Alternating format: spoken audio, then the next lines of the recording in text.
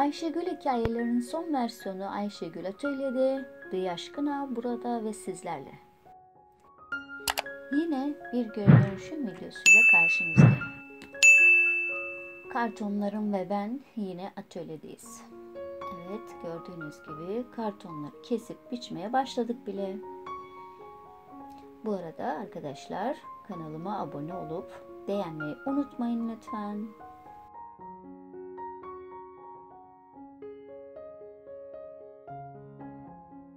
Kartonları yapıştırıyoruz. Ölçüleri vermedim çünkü ölçüler herkesin elindeki kartona göre değişebilir. Sadece fikir vermek amaç burada. İstediğiniz her şeyle bu güzel, tabii sonunda göreceksiniz ne kadar güzel bir şey ortaya çıktığını. Ama sakın sonuna gitmeyin lütfen. Beraber izleyelim burada. Bu arada bana sormak istediğiniz şeyler varsa, anlamadığınız, takıldığınız yerler varsa yorumlarda bildirebilirsiniz. Video hakkında sorabilirsiniz. Evet, dış kapağını yaptık. Şimdi sıra iç kapağına geldi. İç kapağını iç tarafın işaretlerini alarak yapıyoruz. Sonra kestiğimiz üst kapakla iç kapağı birbirine yapıştıracağız.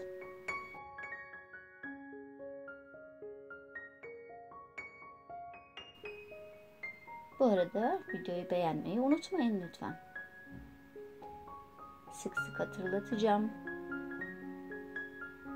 Yeni gelen arkadaşlarım varsa abone olmayı da unutmayalım.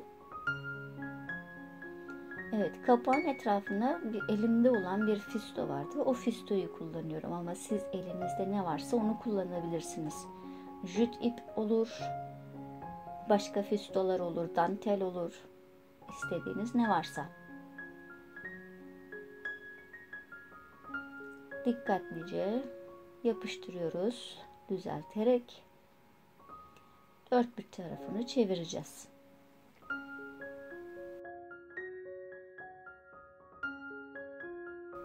Evet.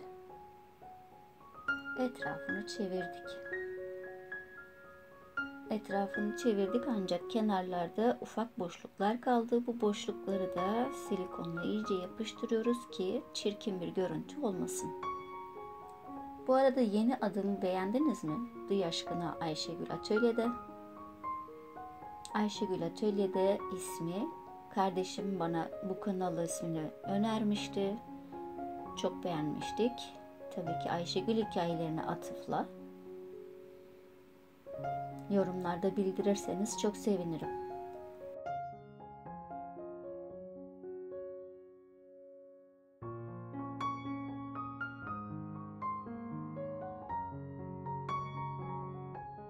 Evet, bu kağıtlar paket kağıdı da olabilir, karton çanta kağıtları da olabilir. Benim elimde bu çantalar vardı, onları kestim.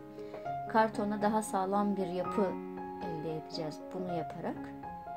Tutkalla yapıştırıyoruz hazırladığımız karton kutumuza. Tabii ben burada elimi kullanıyorum. Fırça var ama elimi kullanıyorum gene nedense. Çok seviyorum. Daha kolay geliyor. Siz nasıl arzu ederseniz öyle yapabilirsiniz.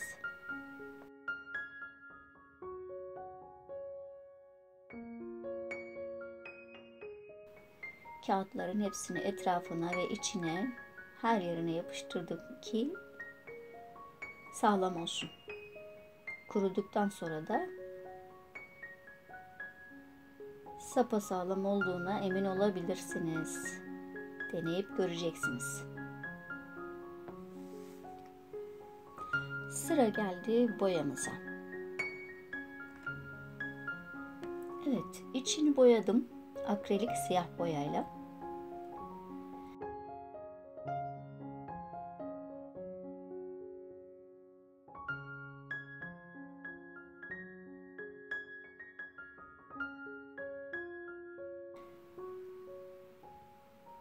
Şimdi bu hazırladığım nişasta, akrilik siyah boya ve tutkal, ahşap tutkalı.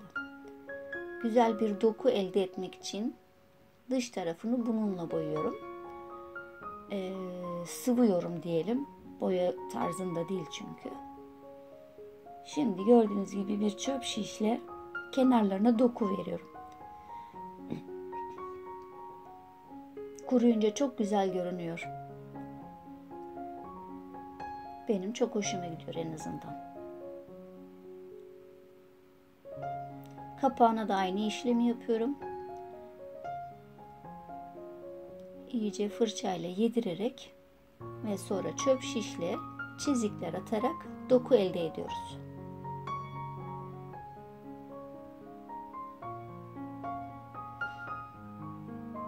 Siz başka farklı dokular da elde edebilirsiniz. Şu anda bu videoda yok ama başka videolarda onları da göstereceğim. Ve elimde olan aparatı da ortasına yerleştiriyorum.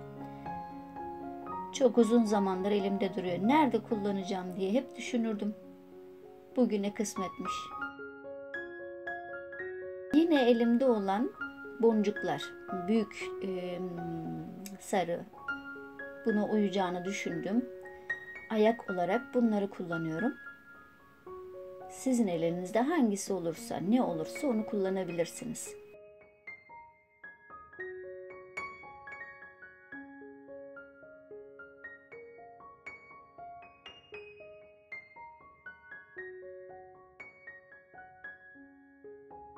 Ve şimdi sprey boyam var.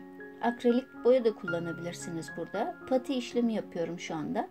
Ama siz hani nasıl olduğunu görmeniz açısından bunu kullandım. Pati yaparsanız bu tarzda olacak. Başka bir yüzüne de başka bir tarzda yapacağım. Siz hangisini isterseniz onu kullanabilirsiniz. Burada da süpürme işlemi kullanacağız. Böyle süpürüyormuş gibi. Ve en sonunda nasıl olduğunu göreceksiniz. Göstermedim burada. Evet, kapağına da aynı işlemi yapıyoruz.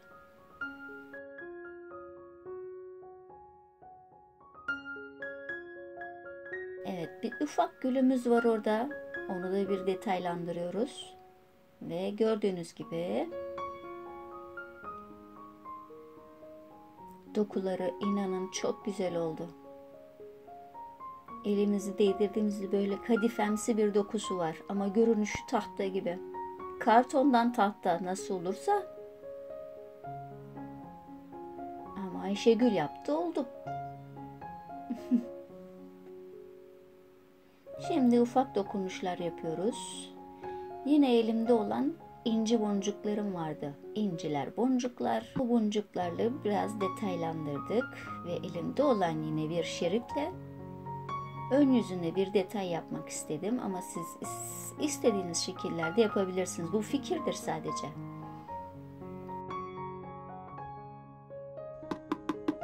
Ve duydunuz sesi. Sanki bir tahtadan geliyor. Nasıl buldunuz?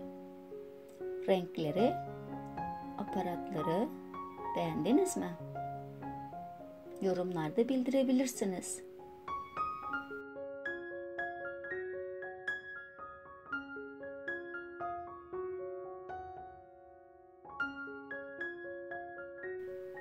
Yapıcı eleştirilerinizi söyleyebilirsiniz. Evet, gördüğünüz gibi ve son dokunuş da bitti ve işte harika oldu bence. Sizce? Harika oldu, bakar mısınız? Bayıldım, bayıldım. Bu arada tekrarlıyorum. Abone olmayı, yorum yapmayı ve beğenmeyi unutmayın lütfen. Hoşça kalın. Kendinize iyi bakın. Sağlıcakla kalın.